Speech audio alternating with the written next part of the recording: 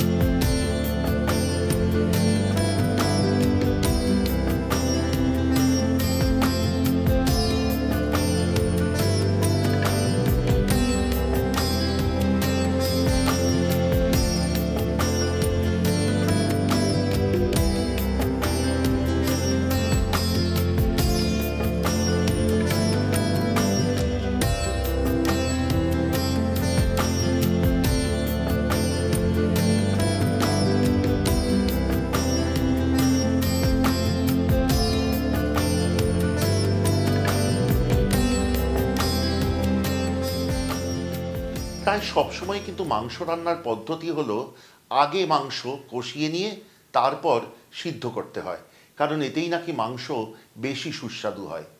এই রান্নাটির কিন্তু বিশেষত্ব হলো কিছু মশলা দিয়ে আগে মাংস সেদ্ধ করতে হয়, তারপর এই রান্নাটি কষাতে হয়। কিন্তু সেই ধাপের আগে সেরে নেব আরও দুটি ধাপ। প্রথমত, বেশ কিছু মশলা একসাথে দিয়ে বেটে নিয়ে রাখবো, যেই মশলা বাটা ব্যবহৃত হবে রান্নার একদম শেষে। এবং দ্বিতীয়ত, আলু, ছোট আলু আমি খোসা ছাড়িয়ে রেখেছি সেদ্ধ করবার পর। সেই আলু নুন হলুদ মাখিয়ে ভেজে রাখবো। তারপর আসবো পরবর্তী পর্যায়ে। একসাথে দিয়ে দিন দুটি তেজপাতা, 14-15 দানা গোটা গোলমরিচ, 3-4টি ছোট এলাচ, 4-5টি লবঙ্গ, 1.5 থেকে 2 ইঞ্চি পরিমাণ দারচিনি, 1.5 টেবিল চামচ পরিমাণ পাঁচফোড়ন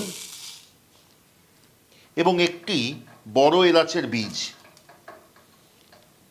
সবকটি মশলা একসাথে খুব ভালো করে গুঁড়িয়ে রাখুন।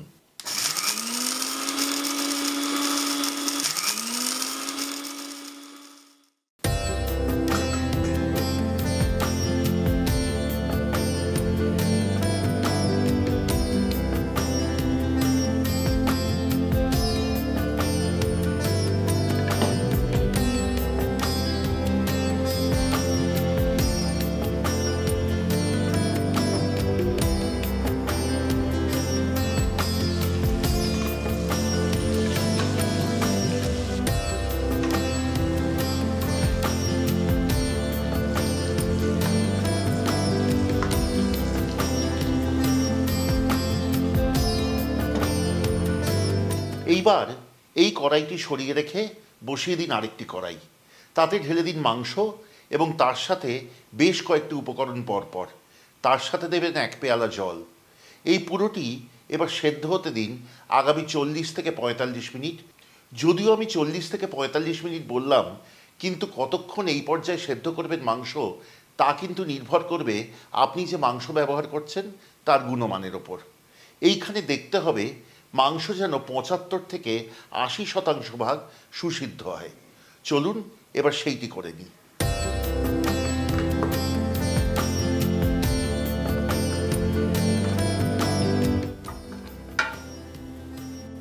কড়াইতে 1 কেজি মাংসের সাথে এবার দিয়ে দিন 1 টেবিল চামচ আদা বাটা, 1/2 টেবিল চামচের একটু বেশি রসুন বাটা, 1 চা চামচ হলুদ গুঁড়ো, 1.5 চা চামচ লঙ্কার গুঁড়ো, 1/2 চা চামচ ধনে গুঁড়ো, 1 চা চামচ জিরে গুঁড়ো, 5টি গোটা রসুন। রসুনের ওপরের ছালটুকু ফেলে দেবেন এবং ভালো করে ধুয়ে নেবেন। সাথে দিন 1 থেকে 1.5 পেয়ালা পরিমাণ জল।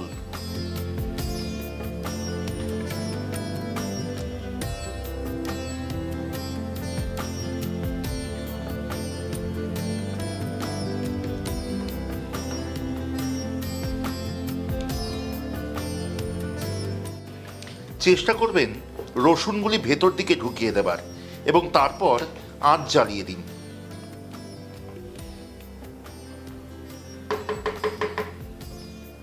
এই পর্যায়ে কিন্তু প্রথমে রান্নাটির আঁচ চড়া রাখবেন। যখন ফুটতে আরম্ভ করবে তখন রান্নার আঁচ মাঝারিতে নামিয়ে আনুন এবং ঢাকা দিন। হতে দিন পরবর্তী প্রায় 40 থেকে 45 মিনিট, সে কথা আগেই বলেছি। এই সময় বেশ অনেকখানি সময় ধরে রান্নাটি কিন্তু কেবলমাত্র ফুটবে। মাঝে মধ্যে নাড়িয়ে নেবেন একটু, আর কিচ্ছু করণীয় নেই। যতক্ষণ রান্নাটি হচ্ছে আপনাদের কাছে অনুরোধ রাখবো, কেমন লাগলো আজকের রান্নাটি, আমাদের এই পুজো নিয়ে সিরিজটি এবং আমাদের চ্যানেলের অন্যান্য রান্না দয়া করে আমাদের কমেন্টে লিখে পাঠাবেন। যথাসাধ্য উত্তর দেওয়ার চেষ্টা করব। যদি ভালো লাগে তাহলে লাইক করবেন এবং সাবস্ক্রাইব করে সঙ্গে থাকবেন, খুব আনন্দ পাবো। আর যদি চান আমাদের সব পোস্টের নোটিফিকেশন প্রথম পৌঁছে যাবে আপনাদের কাছে, তাহলে অবশ্যই বেল আইকনটি টিপে দেবেন।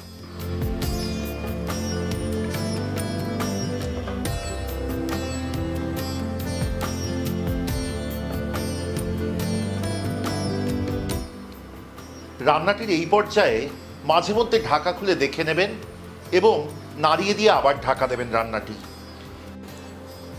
এই সময় দেখবেন রান্নাটি ক্রমশ রং পাল্টাচ্ছে এবং মাংস নিজে জল ছেড়ে নিজের জলেই সুসিদ্ধ হচ্ছে।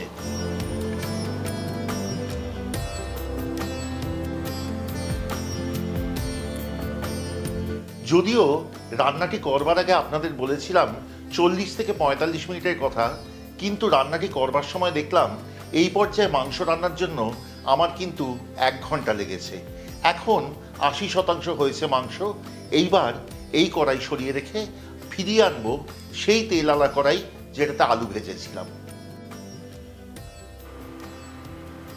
এবার অবশিষ্ট তেলে যোগ করুন আরও 4 চামচ সর্ষের তেল।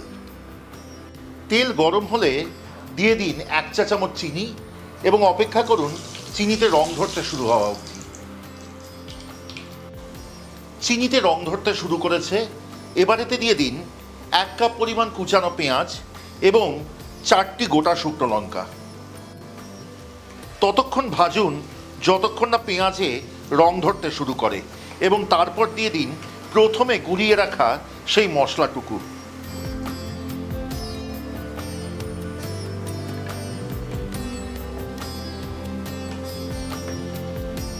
অল্পক্ষণেই দেখবেন মশলার খুব সুন্দর সুগন্ধ বেরিয়েছে। তখন এতে ঢেলে দিন মাংস।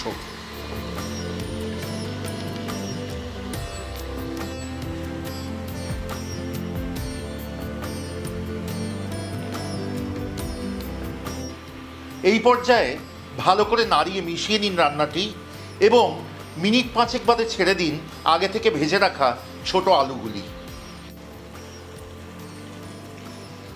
আলু দেবার পর মিশিয়ে যোগ করুন স্বাদ অনুসারে নুন। মনে রাখবেন, এই রান্নায় কিন্তু এখন অবধি কেবলমাত্র আলু ভাজার সময় ছাড়া একটুও নুন যোগ করা হয়নি। এরপর আঁচ নামিয়ে আনুন মাঝারিতে, হতে দিন পরবর্তী মিনিট 5। নুন যোগ করবার পর দরকার হলে একটু জল যোগ করতেও পারেন, নাও করতে পারেন। আর 5 থেকে 10 মিনিটের মধ্যে দেখবেন মাংস সুসিদ্ধ হয়েছে এবং রান্নাটিতে তেল ভেসে উঠেছে। তখন বুঝবেন রান্নাটি পরিবেশনের জন্য প্রস্তুত। এই রান্নাটির কিন্তু বিশেষত্ব মনে রাখবেন গোটা রসুনগুলি, যেগুলি যখন পাতে পড়বে দেখবেন একদম মাখনের মতো নরম হয়ে গলে মুখে মিশে যাবে। তবেই কিন্তু এই রান্নার স্বাদ সবচেয়ে ভালো লাগবে। এই রান্না পরিবেশন করবেন গরম ভাতের সাথে।